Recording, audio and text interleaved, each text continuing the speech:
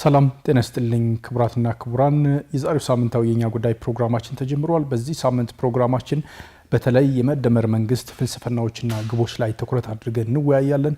በዚህ ጉዳይ ላይ ሀሳብ እንዲሰጡን የጋበዝናቸው ደግሞ በሚኒስትር ማዕረግ የዲሞክራሲ ስርዓት ግንባታ ማዕከል አስተባባሪ ዶክተር ቢቄላ ሁሪሳን ነው። ዶክተር ለሰጡን ጊዜ በጣም እናመሰግናለን። እኔም አመሰግናለሁ። መልካም። በተለይ በአሁኑ ሰዓት የመደመር ፍልስፍና ጋር ተያይዞ ከቅርብ ጊዜ ወዲህ የመደመር መንግስት የያዛቸው መነሻዎች ፍልስፍናዎችና ግቦች አሉ እና እንደው ከዚህ አንጻር የመደመር መንግስት ፍልስፍናዎች ታላቅ ሀገርን የመገንባት ግቡ ምንድን ነው? ከዚህ አንጻር እንዴት ይታያል? በአጠቃላይ የመደመር መንግስትን እሳቤዎች እና ፍልስፍናዎች እና መዳረሻ ግቦች ከማየታችን በፊት ራሱ መደመር ምንድነው የሚለውን ትንሽ ማየት ይገባል ማለት ነው። እንደ መግቢያው መደመር ለኢትዮጵያ ፈውስ የሆነ መድኃኒት የሆነ እሳቤ ነው የሚል እምነት አለ። ኢትዮጵያ በዓለም ላይ ካሉ በታሪካቸው እጅግ በጣም ገዘፍ ያለ ዳራ ያላቸው ሀገራት አንዷ ናት።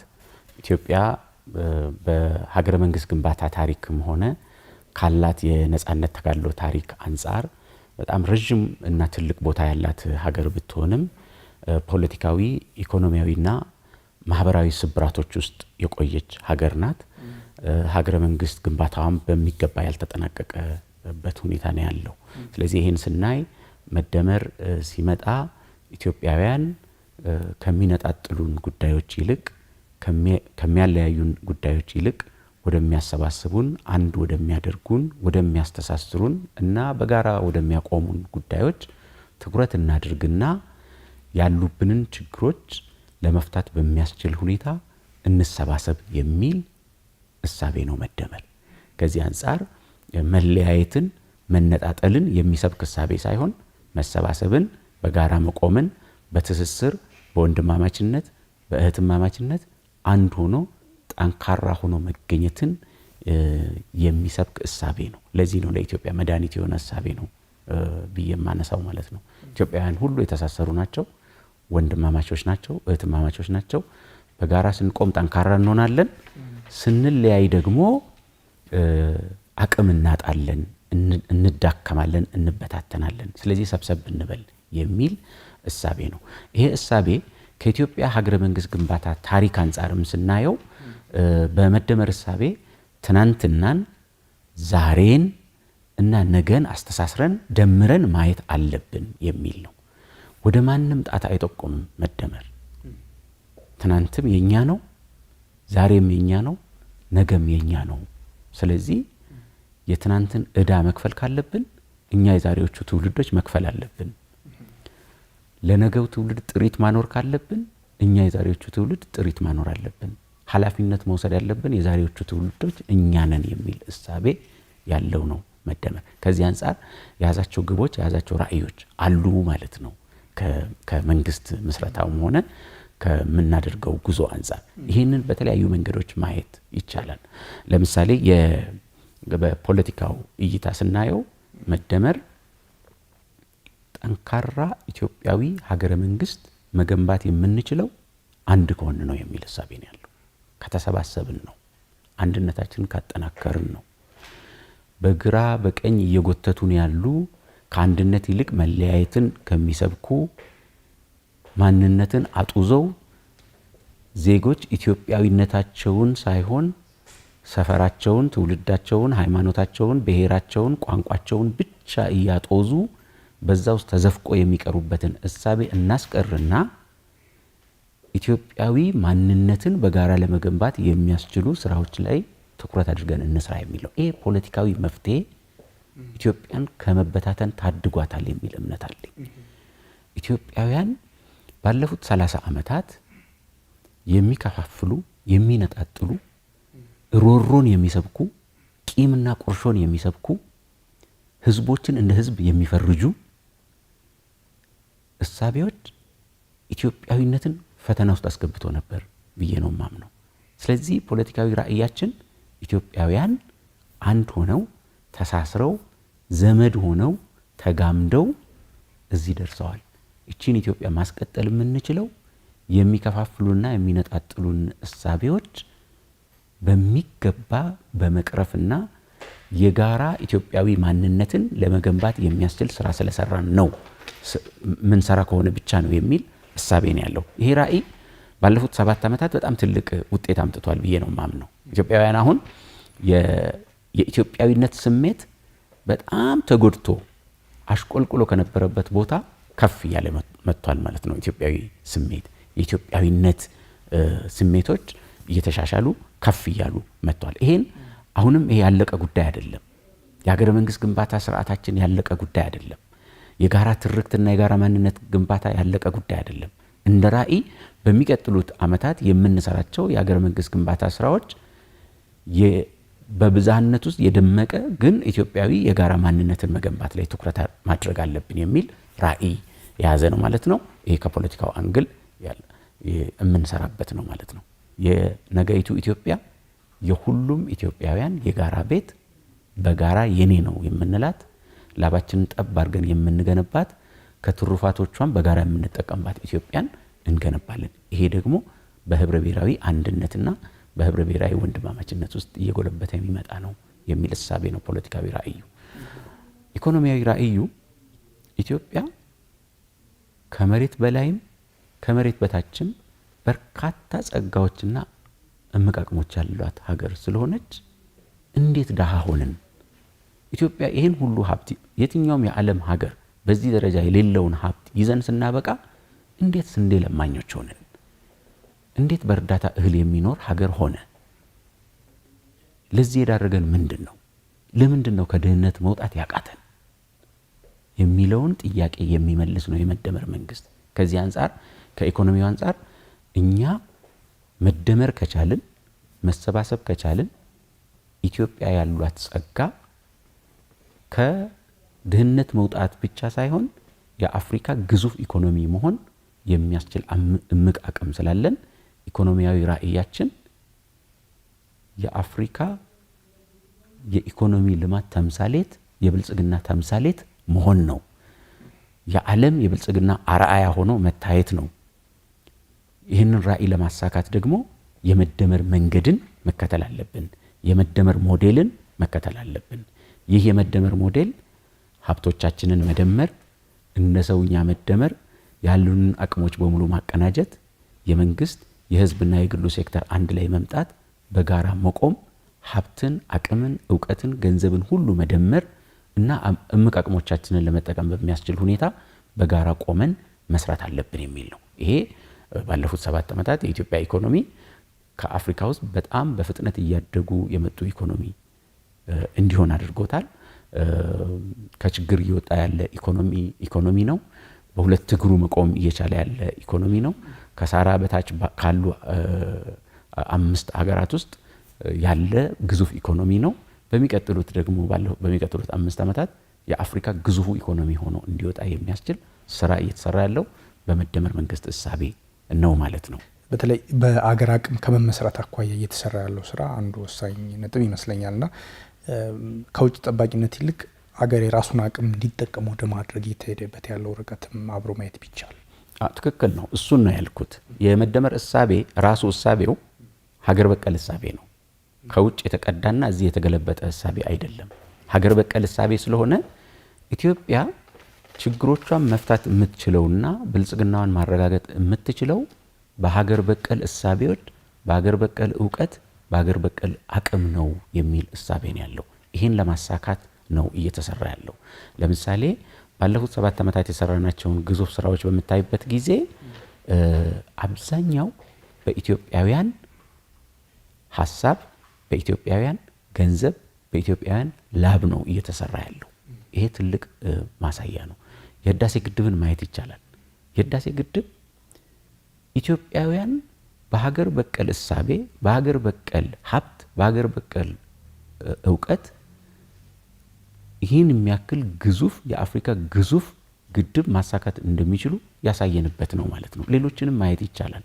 ችግሮቻችን መወጣት የምንችለው በሌሎች ላይ ተደግፈንና በሌሎች ላይ ተጠግተን ሳይሆን የራሳችንን አቅሞች በማሰባሰብ በኢትዮጵያዊ አቅም ነው መፍታት የምንችለው የሚለውን ያሳየንበት ነው። የሰራናቸው ነገሮች በሙሉ በግብርናው፣ በኢንዱስትሪው፣ በቱሪዝሙ፣ በማዕድን ልማቱ እየተሰሩ ያሉ ስራዎች በሙሉ ኢትዮጵያውያን ሀገር በቀል እውቀትን፣ ሀገር በቀል እሳቤን እና ሀገር በቀል አቅምን በመጠቀም ነው እያሳካን ያለ ነው ማለት ነው። ወደፊት የምንሰራቸው ስራዎች በሙሉ በሌሎች አገሮች ላይ ጥገኛ ሆነን ተረጂ ሆነን ሳይሆን ሀገር በቀል እውቀቶችን በማሸጋገር እና በራሳችን አቅም በራሳችን ላብ ማደግ የምንችልበትን ሁኔታ ነው እየፈጠርን ያለ ነው። አንዱ በግብርና ዘርፍ የታየው አንዱ ይሄ ነው። ከተረጂነት የመላቀቅና የተሟላ አርበኝነትን የማረጋገጥ ጉዳይ እኮ በሌሎች ሀገራት ጥገኛ ሆኖ ከመኖር መላቀቅና ነፃነትን የተሟላ የማድረግ እኮ መንገድ ነው። ኢትዮጵያን ይችላሉ ማለት ነው። እውቀት አላቸው፣ ሀብት አላቸው፣ ግንዛቤ አላቸው፣ ቁርጠኝነትና እልህ አለባቸው፣ የመቀየር እልህ አለባቸው። እዚህ ላይ የመደመር እሳቤው ደግሞ መጣ ማለት ነው። የመደመር እሳቤው የመሰባሰብ ነው፣ አንድ የመሆን ነው ማለት ነው። በዛ መንገድ የሚፈታ ከሆነ ከተረጂነት እንላቀቃለን፣ ብልጽግናን እናረጋግጣለን። በሀገር በቀል እሳቤ በሀገር በቀል ጥረት ማለት ነው። እንደ መደመር መንግስት በ2040 ለማሳካት የተያዙ እቅዶች አሉ። አራቱ ዘርፎችን ማየት ጠቃሚ ይመስለኛል። በኢንዱስትሪ፣ በግብርና፣ በከተማ ልማትና በቱሪዝም በተለይና የነዚህ በ2040 የተያዙ እቅዶችን ማሳካት ለሀገር ያላቸው ወሳኝነት እንዴት ነው የሚታየው? ኢትዮጵያ የአፍሪካ የብልጽግና ተምሳሌት የመሆን ራዕይ ይዛ እየተንቀሳቀሰች ነው። የዓለም የብልጽግና አርአያ ልክ እንደ ሌሎች አገሮች ማለት ነው። ደሃ የነበሩ ነገር ግን በአጭር ጊዜ ከድህነት ወጥተው የህዝባቸውን ብልጽግና አረጋግጠው በዓለም ላይ ቀና ብለው የቆሙ ሀገራት ተርታ መሰለፍ እንፈልጋለን። በዛ ደረጃ በዓለም እንደ ምሳሌ መጠቀስ እንፈልጋለን። ይህን ማረጋገጥ የምንችለው ደግሞ ስትራቴጂያዊ በሆነ መንገድ ተመርጠው እቅድ አውጥተን በመደመር መንግስት እሳቤዎችና ሞዴሎች የምንተገብራቸው ስራዎች ናቸው። አንተም እንዳነሳኸው አንድ 4-5 ጉዳዮች ላይ ትኩረት አድርጎ መስራት ያስፈልጋል። አንዱ ግብርና ነው። ኢትዮጵያ ግብርናን ከድህነት የመውጫ ብቻ ሳይሆን የኢትዮጵያዊ ብልጽግናን የማረጋገጫ አንዱ ምሰሶ አድርጋ ታየዋለች። በዚህ ጉዳይ አንድ 4-5 ጉዳዮችን ማንሳት በጣም ተገቢ ነው ብዬ አምናለሁ። አንዱ ኢትዮጵያ በግብርና ልማት ስራዎቿ የምግብ ዋስትናንና የምግብ ሉዓላዊነትን ማረጋገጥን እንደ ትልቅ አጀንዳ አድርጋ መስራት አለባት ነው። ይሄ የምግብ ሉዓላዊነት፣ የምግብ ዋስትና፣ የነጻነት፣ የሀገር ነጻነት፣ የሀገር ሉዓላዊነት አንዱ መገለጫ ነው። የኛ ግብርና ዜጎቻችንን ወደዚህ የሚያሻግር መሆን አለበት። በግለሰብ ደረጃ፣ በቤተሰብ ደረጃ፣ በማህበረሰብ ደረጃ እንዲሁም በሀገር ደረጃ የምግብ ዋስትናና የምግብ ሉዓላዊነታችን የተረጋገጠና ከድህነት የወጣን ከተረጂነት የተላቀቅን መሆን አለብን። ለዚህ ደግሞ የግብርናውን ዘርፍ እንደ ዋና ምሰሶ አድርገን መስራት አለብን የሚለው ነው። ባለፉት ዓመታት ስንዴ የሚሰፈርለት ዜጋ ብዛቱ 27 ሚሊዮን ነበረ። አሁን እጃችን ላይ ባለው መረጃ ወደ 3 ሚሊዮን ዜጎች ናቸው። ከ3 ሚሊዮኑ ወደ 2 ሚሊዮን የሚሆኑት በተለያየ መንገድ በጸጥታ ችግርና በተለያየ መንገድ ከቀያቸው ተፈናቅለው በካምፖች ያሉ ናቸው። እነሱን ወደ ካምፓቸው መመለስና መልሶ ማቋቋም የሚቻል ከሆነ በጣም በአጭር ጊዜ ኢትዮጵያ የምግብ ሉዓላዊነቷን ታረጋግጣለች ማለት ነው። አንዱ ይሄ ነው። በግብርና ዘርፍ ማንሳት መፈልገው ከውጭ የምናስገባቸው ምርቶች ኢትዮጵያ መሬት አላት፣ ሀብት አላት፣ ውሃ አላት፣ ህዝብ አላት። ስለዚህ እዚሁና ምርት በሚለው በስንዴ ራስን መቻል ተጀምሯል። በሌሎች ምርቶችም ራስን ለመቻል የሚደረጉ ጥረቶች በጣም ሰፊ ናቸው። ከዛም አልፎ ወደ ውጭ መላክ ተጀምሯል ማለት ነው። ወደ ውጭ የመላክና ኢትዮጵያ ያሏት ስትራቴጂክ አድቫንቴጅ አንዱ የግብርናው ዘርፍ ነው። ስለዚህ የግብርናው ዘርፍ ለኤክስፖርታችን ትልቅ ሚና የሚጫወት መሆን አለበት። ቡናን፣ የቅባት እህሎችን፣ አትክልትና ፍራፍሬን እና የእንስሳት ተዋጽኦን ወደ ውጭ በመላክ የውጭ ምንዛሪ ማግኘት የሚያስችልና የኢኮኖሚ የጀርባ አጥንት ሆኖ እንዲያገለግል የሚያደርግ ስራ እየተሰራ ነው በግብርናው ዘርፍ ማለት ነው። ቡና በኢትዮጵያ ታሪክ ለመጀመሪያ ጊዜ $2.6 ቢሊዮን ገቢ ያስገብቷል ለሀገራችን። ይሄ ይቀጥላል ማለት ነው። በሌሎች ዘርፎችም በገጠሩ አርሶ አደሩ መቀየር አለበት፣ ኑሮ መቀየር አለበት፣ ገቢው መቀየር አለበት፣ የኑሮ ሁኔታውና ጥራቱ መሻሻል አለበት። ለዚህ በሚሆን መንገድ እየተሰራ ነው። ስለዚህ አንዱ ግብርና ነው። ግብርና እጅግ በጣም ውጤታማ በሆነ መንገድ እየሄደ ነው። ሁለተኛው ኢንዱስትሪ ነው። ኢትዮጵያ በኢንዱስትሪ የበለጸገች ሀገር አይደለችም። የ2040 ራዕያችን ኢትዮጵያ በአፍሪካ ውስጥ በኢንዱስትሪ ከበለጸጉ ሀገሮች ውስጥ እንድትሰለፍ ማድረግ ነው። ከዚህ አንጻር አሁን ያለውን የምርታማነትና የተወዳዳሪነት ጉዳይ ማሻሻል፣ ከፍ ማድረግ፣ ከውጭ የምናስገባቸው ምርቶች በሀገር ውስጥ ፋብሪካዎች ማምረትና ተኪ ምርት በሀገር ውስጥ ማምረትና መጠቀም መጀመር፣ በሂደት ደግሞ ትላልቅ ስትራቴጂያዊ ጠቀሜታ ያላቸው ግዙፍ ኢንዱስትሪዎችን በሀገር ውስጥ ማቋቋም እስከ መኪና መገጣጠሚያ፣ መኪና ወደ ማምረት፣ ትላልቅ ማሽነሪዎችን ወደ ማምረት፣ ፋብሪካን ወደ ማምረት እና ዘመኑ በደረሰበት ቴክኖሎጂ የሚመረቱ የኢንዱስትሪ ውጤቶችን በሀገር ውስጥ በማምረት የሀገር ውስጥ ፍላጎትን ከማሳካት አልፎ የኢንዱስትሪ ውጤቶችን ወደ ውጭ ለመላክ የሚያስችል አቅም እየተገነባ ነው ያለው ማለት ነው። ኢትዮጵያ ድሮን ታመርታለች። አሁን ኢትዮጵያ ትላልቅ የጦር መሳሪያዎችን ታመርታለች። ኢትዮጵያ የሶላር ውጤቶችን ታመርታለች። ስለዚህ ኢንዱስትሪው እያደገ ያለበት አቅጣጫ የሽግግርን በሚያረጋግጥና ከግብርና እየተላቀቀ ወደ ኢንዱስትሪና ወደ አገልግሎት ዘርፍ እያደገ የሚሄድ ማህበረሰብ የመገንባት ጉዟችን አንዱ ትልቅ ራዕያችን ነው። በ2023 የምንደርስበት በ2040 የምንደርስበት ተብሎ በ2023 ይህን እናሳካለን። በ2040 ደግሞ በዓለም ላይ እንዲሁም በአፍሪካ ላይ የኢንዱስትሪ ሀብ ሆነን እንገኛለን የሚል ራዕይ ነው ማለት ነው። ይሄ እየተሳካ ነው ያለው። ኢንቨስተሮችን መሳብ፣ በሀገር ውስጥ ምቹ ሁኔታ ማመቻቸት። ሶስተኛው እንዳልከው ቱሪዝም ነው። የቱሪዝም ኢትዮጵያ የቱሪስት መዳረሻ የሆነች ሀገር ናት። ከስሟ የ13 ወር ጸጋ ናት። እሱ ብቻ ሳይሆን የሰው ልጅ መገኛ የሆነች ምድር ናት። በዩኔስኮ የተመዘገቡ በርካታ ቅርሶች ያሏት ሀገር ናት። እጅግ በጣም በርካታ ሰው ሰራሽና የተፈጥሮ የቱሪስት መስህብ ማዕከል የሆነች ሀገር ናት።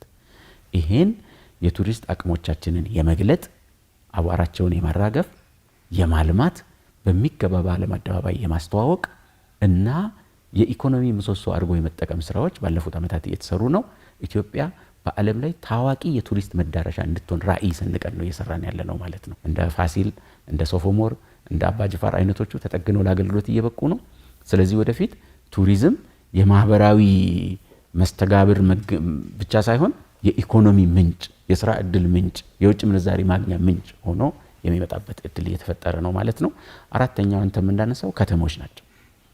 ከተሞቻችን በእቅድ የሚስፋፉ እቅድ ያላቸው ስማርት የሆኑ በቴክኖሎጂ የተደገፉ አረንጓዴ የሆኑ ለመኖር ምቹ የሆኑ የኢኮኖሚ ምንጭ የሆኑ የዘመናዊነትና የኢትዮጵያዊ ማንነት መገለጫ የሆኑ ሰው በብሔሩ በሃይማኖቱ በጎጡ የሚሰባሰብባቸው እና በዛ የሚጓተትባቸው ሳይሆኑ የኢትዮጵያዊ ማንነትና የህብረ ብሔራዊ ወንድማማችነት መገለጫ እንዲሆኑ የዘመናዊነትና የስልጣኔ መገለጫ እንዲሆኑ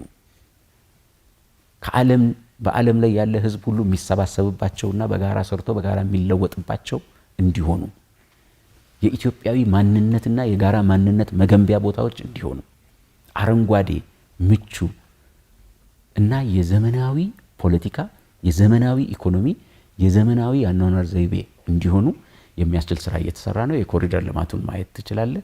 ጣናን ፈጣሪ ነው የፈጠረው። ነገር ግን ጣናንና የባህር ዳር ከተማን የኮሪደር ልማት በማገናኘት ተፈጥሮና ከተማ ሲገናኝ እንዴት እንደሚያምር ባህር ዳር ሄደ ማየት ትችላለህ። ቢሾፍቱ ሄደ ማየት ትችላለህ። እንዴት እንደሚያምሩ ማለት ነው። ይሄ ከተሞቻችን የስልጣኔ፣ የዴሞክራሲ፣ የኢንዱስትሪያዊ ባህሪ፣ የሰለጠነ የሰው ልጅ አኗኗር ዘይቤ ቦታ እንዲሆኑ ለማድረግ የሚደረጉ ጥረቶች ባለፉት ዓመታት በጣም ተስፋ ሰጪ ውጤት እያመጡ ነው ማለት ነው። በኩራትና በክብር የሚቆሙበትን ሀገር መገንባት ነው ራዕያችን ማለት ነው።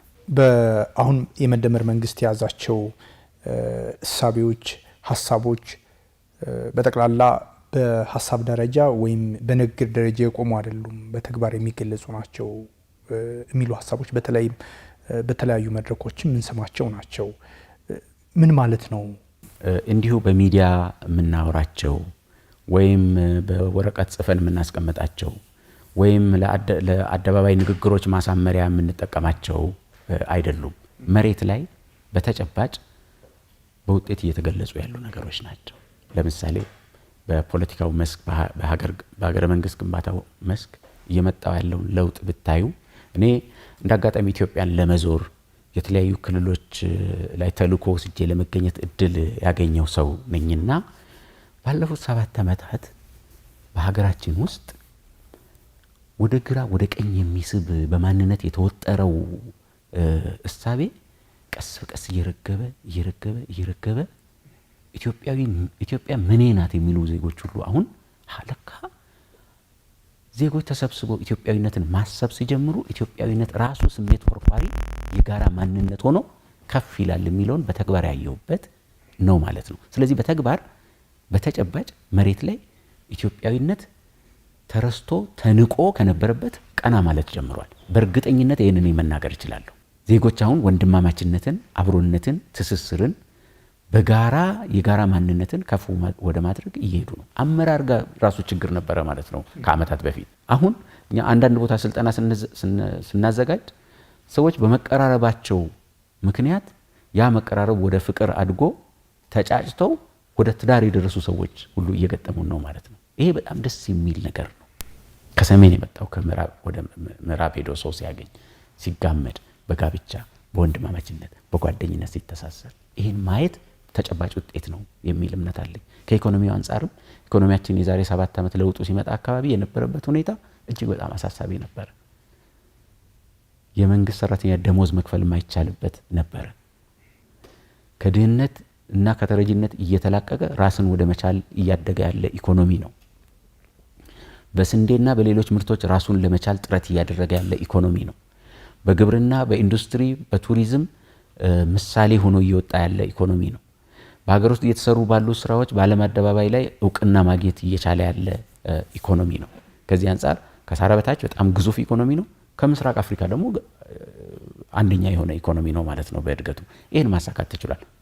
በተግባር የመደመር መንግስት ከንግግርና ከቲዮሪ አልፎ በተጨባጭ መሬት ላይ ለውጥ እያመጣ ያለ መሆኑን ማየት ይቻላል። የምንከተላቸው መንገዶች ሰው ተኮርነት፣ ደሃን ማብላት፣ ደሃን ማጠጣት፣ የታረዘን ማልበስ፣ ለትምህርት ቤት ልጆች ቁሳቁስ ማሟላት፣ የአቅመ ደካሞች ቤት ግንባታ እና የመሳሰሉትን በምናይበት ጊዜ በተጨባጭ አንዳንድ መድረኮች ላይ ስናይ ዜጎች በእንባ ጭምር ይገልጻሉ ይህን ሁኔታ ማለት ነው።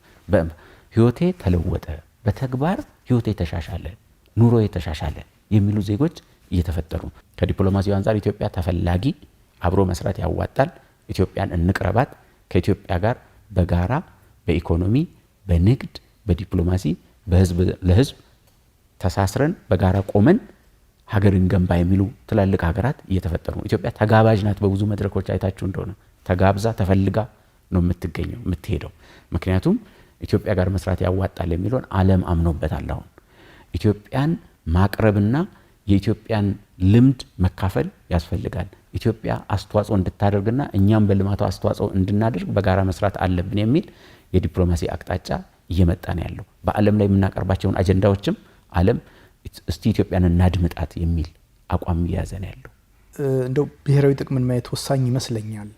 እንደ መንግስት ለብሔራዊ ጥቅም ያለው ብያኔ፣ ለብሔራዊ ጥቅም ያለው አበያየንና እሳቤ ምን ይመስላል?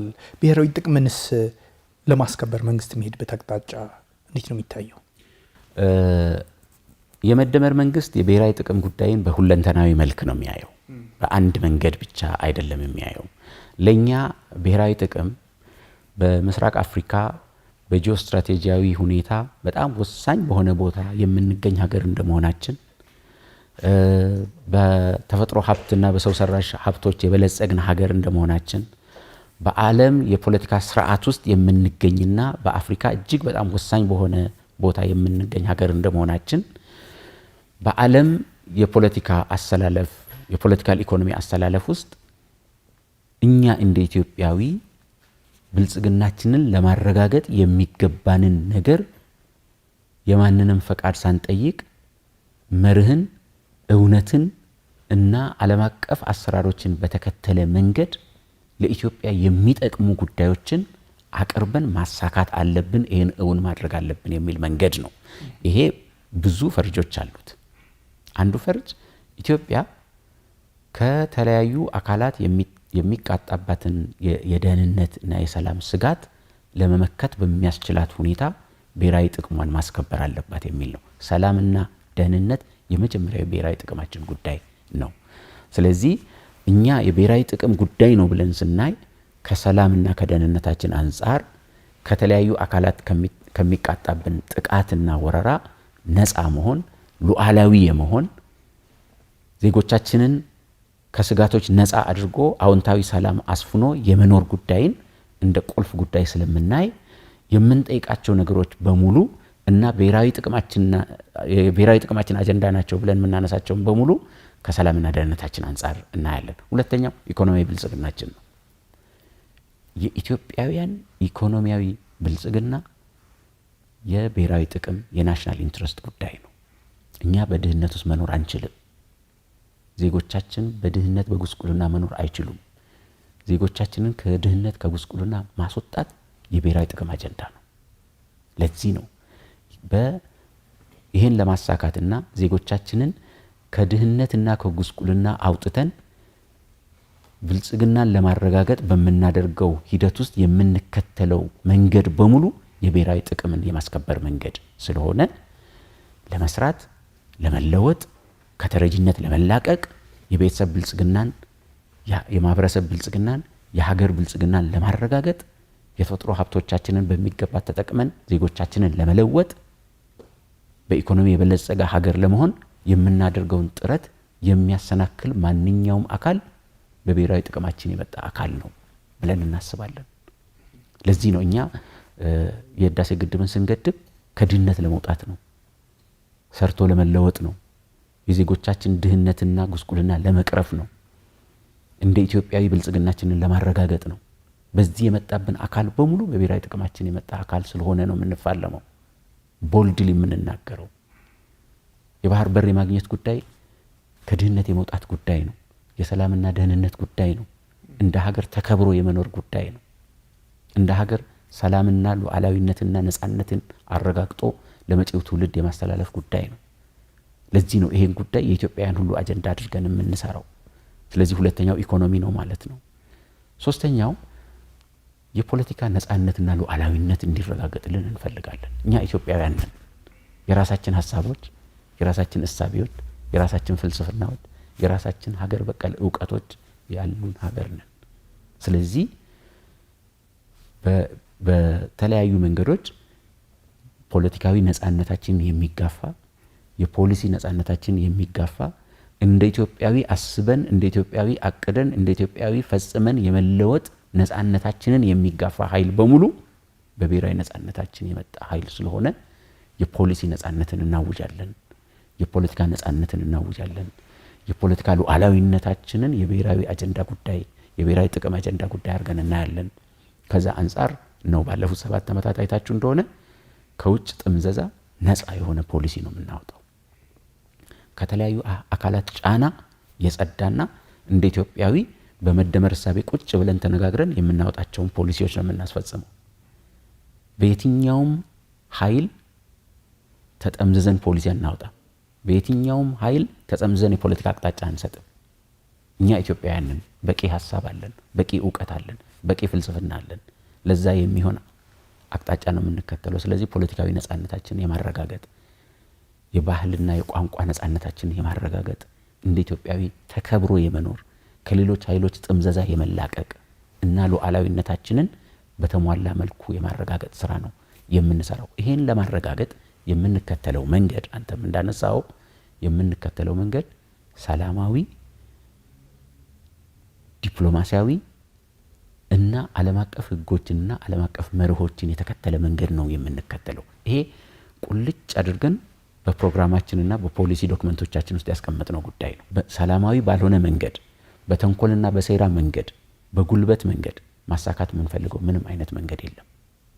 የምንከተለው ሰላማዊ፣ የሰለጠነ፣ በሐሳብ ገበያ የሚመራ እና በመርህ የሚመራ መንገድን በመከተል ቅድም ያልኩትን የብሔራዊ ደህንነት ጉዳይ፣ የኢኮኖሚ ብልጽግና ጉዳይ፣ የፖለቲካ ሉዓላዊነት ጉዳይ እና የባህል የቋንቋና የማንነት ነፃነት ጉዳይን ለማሳካት እንሰራለን ማለት ነው።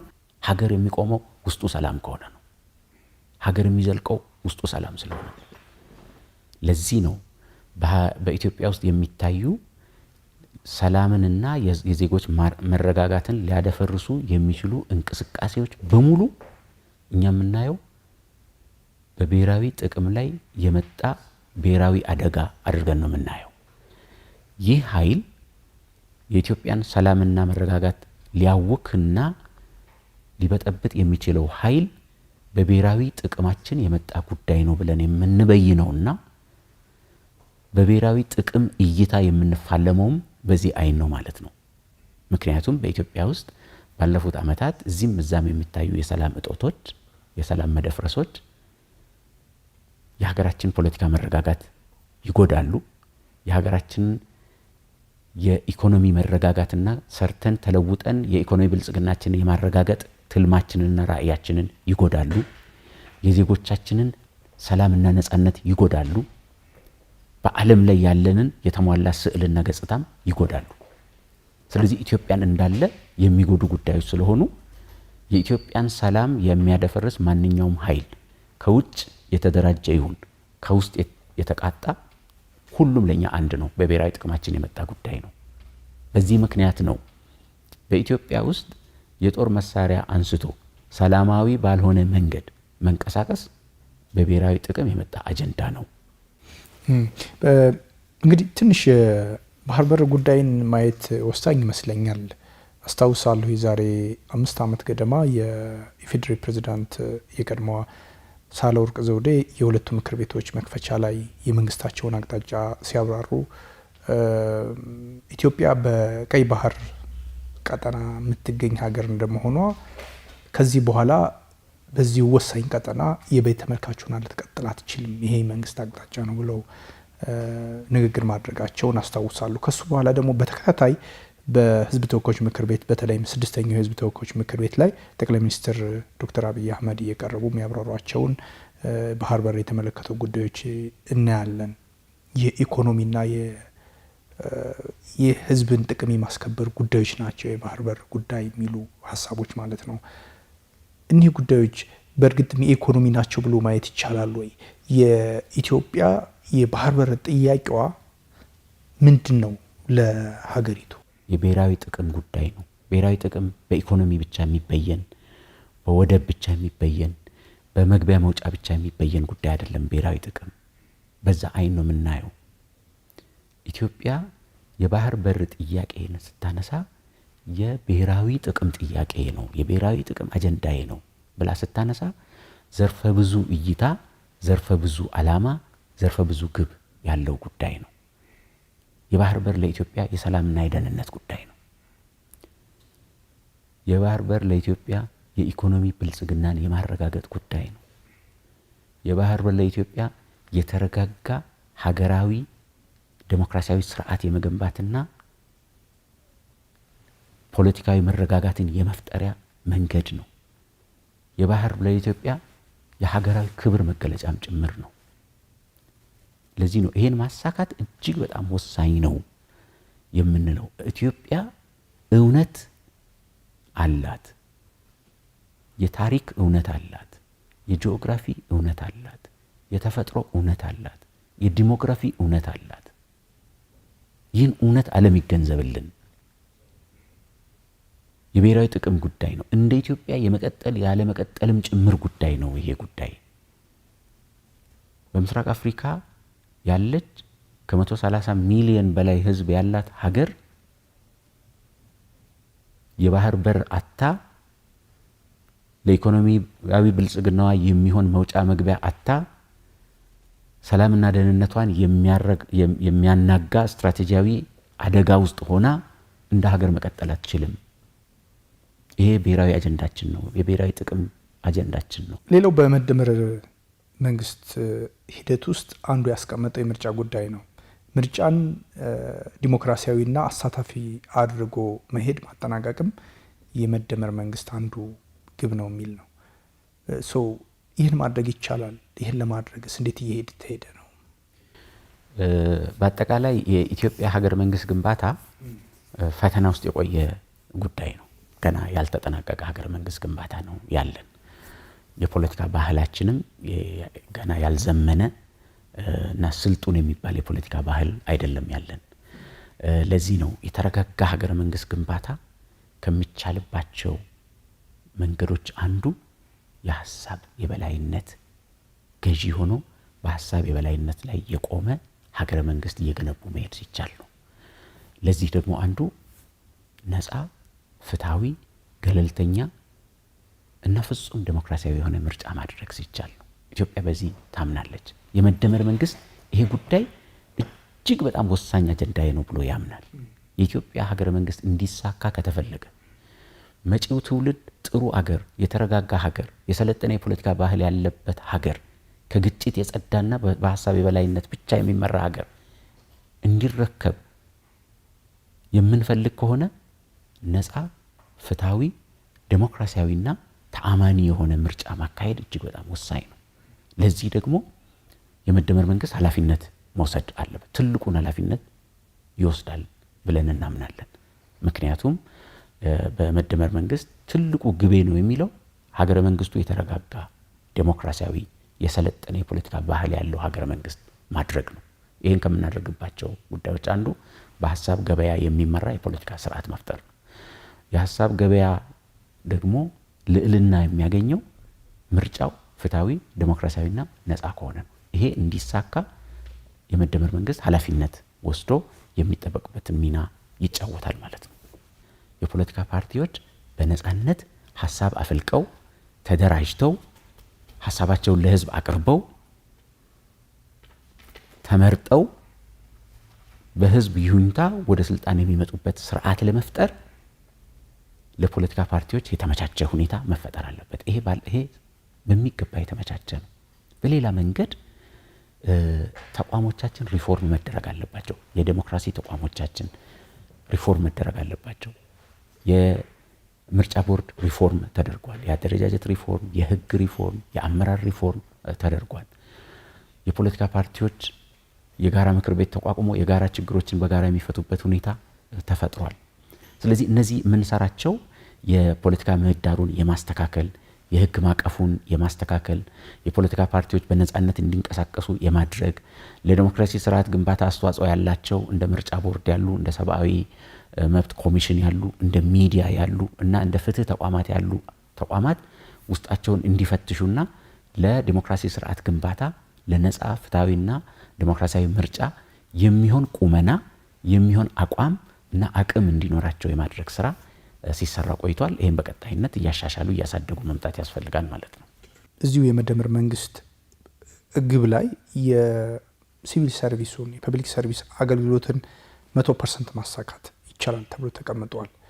እውነት ይቻላል? እንዴት ነው ማሳካት የሚቻለው? ትንሽ ከባድ አካሄድ ይመስለኛል ይሄኛው። በአጠቃላይ ከመልካም አስተዳደርና ከአገልግሎት አሰጣጥ አንጻር ስናየው በጣም ብዙ የቤት ስራ ያለበት መንግስት እንደሆነ ይረዳል። የመደመር መንግስት በጣም በርካታ የተከማቹ ሳይፈቱ የቆዩ ለህዝብ ሮሮ መነሻ የሆኑ የመልካም አስተዳደርና የአገልግሎት አሰጣጥ ችግሮች አሉ በየቦታው። አብዛኞቹ ተወዝፈው እዚህ የደረሱ ናቸው። ከዚህ አንጻር ከተሰጠው አቅጣጫ አንዱ የአገልግሎት አሰጣጥን 100% ማድረስ የተባለው የተቋማት ሪፎርምን 100% በማሳካት አገልግሎት አሰጣጥን እያሻሻሉ የመሄድ ጉዳይ ነው። ሪፎርሙ ከተሳካ እሱ በራሱ አገልግሎትን እያሻሻለ የዜጎች እርካታን እያረጋገጠ የሚሄድበት መንገድ ስላለ አሁን በተጀመረው መንገድ የያዝናቸው እቅዶች አሉ። ለምሳሌ የመሶብ የአንድ ማዕከል አገልግሎት መስጫ ማዕከላትን አሁን ካለበት 100 ማድረስ አንዱ ስራ ነው።